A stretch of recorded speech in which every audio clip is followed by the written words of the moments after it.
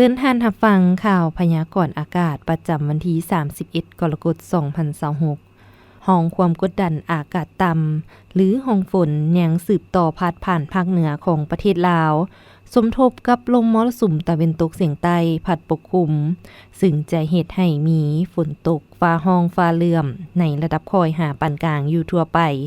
และจะมีฝนตกหนักอยู่บางท้องถิ่นพอมีลมพัดแรงเป็นบางโอกาสสภาพอากาศภาคเหนือด้านตะวันออกแขวงพงสาลี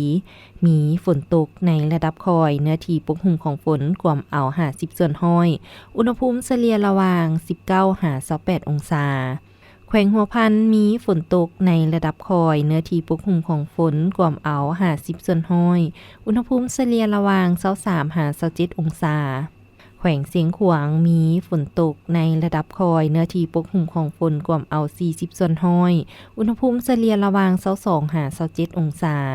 แขวงอุดมไซมีฝนตกในระดับคอยเนื้อที่ปกคลุมของฝนกว่าเอา30ส่วนห้อยอุณหภูมิเฉลี่ยระหว่าง22-31องศาแขวงบ่อแก้วมีฝนตกฟ้าห้องฟ้าเหลื่อมเนื้อที่ปกคลุมของฝนกว่าเอา50ส่วนห้อยอุณหภูมิเฉลี่ยระหว่าง24-31องศาแขวงหลวงน้ำทามีฝนตกฟ้าห้องฟ้าเหลื่อมเนื้อที่ปกคลุมของฝนกว่าเอา40ส่วนห้อยอุณหภูมิเฉลี่ยระหว่าง23-33องศา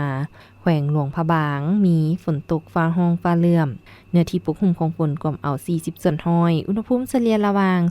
24-33องศาแขวงไชยบุรีมีฝนตกฟ้าห้องฟ้าเหลื่อมเนื้อที่ปกคลุมของฝนกว่าเอา50ส่วนห้อยอุณหภูมิเฉลี่ยระหว่าง25-30องศาสำหรับนครหลวงวิงจันทน์มีฝนตกในระดับคอยเนื้อที่ปกคลุมของฝนกว่าเอา50ส่วนห้อยอุณหภูมิเฉลี่ยระหว่าง25-30องศาภาคกลางแขวงไซสมบูรณ์มีฝนตกเป็นบริเวณกว้างเนื้อที่ปกคลุมของฝนกว่าเอา40ส่วนห้อยอุณหภูมิเฉลี่ยระหว่าง21-29องศาแขวงวิงจันทน์มีฝนตกในระดับคอยเนื้อที่ปกคลุมของฝนกว่าเอา50ส่วนห้อยอุณหภูมิเฉลี่ยระหว่าง24-30องศาแขวงบริคำไซมีฝนตกฟ้าห้องฟ้าเหลื่อมเนื้อที่ปกคลุมของฝนกว่าเอา50ส่วนห้อยอุณหภูมิเฉลี่ยระหว่าง24-33องศา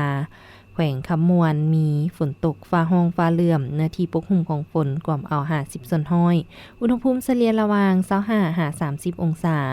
แขวงสวรรณเขตมีฝนตกฟ้าห้องฟ้าเหลื่อมเนื้อที่ปกคลุมของฝนกว่าเอา50ส่วนห้อยอุณหภูมิเฉลี่ยระหว่าง25-31องศาภาคใต้แขวงจำปาสักมีฝนตกในระดับคอยเนื้อที่ปกคลุมของฝนกว่าเอา30ส่วนห้อยอุณหภูมิเฉลี่ยระหว่าง16-31องศา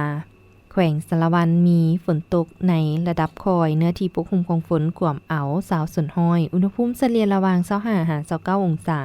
แขวงเซกองมีฝนตกในระดับคอยเนื้อที่ปกคลุมของฝนกว่าเอา30ส่วนห้อยอุณหภูมิเฉลี่ยระหว่าง20-31องศาแขวงอัตตปือมีฝนตกในระดับคอยเนื้อที่ปกคลุมของฝนกว่าเอา20ส่วนห้อยอุณหภูมิเฉลี่ยระหว่าง25-35องศา